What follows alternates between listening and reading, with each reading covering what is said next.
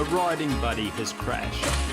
Some riders think a fallen bike makes a great kicker for some tricks. Jumps, a few stoppies, some aerial pivot turns.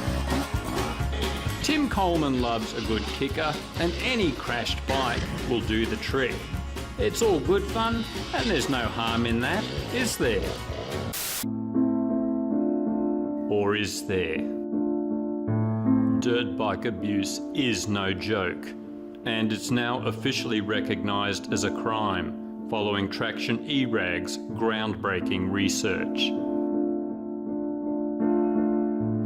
Slow motion reveals the evidence. With every impact, the bike is flinching in pain.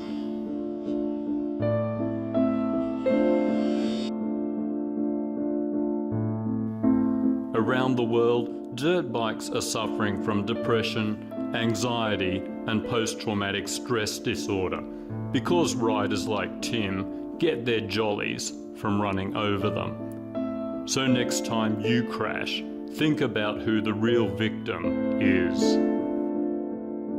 We don't care about riders, it's your fault if you crashed, but help us to help the real victims, the crashed dirt bikes. Ending dirt bike abuse starts here, so give generously.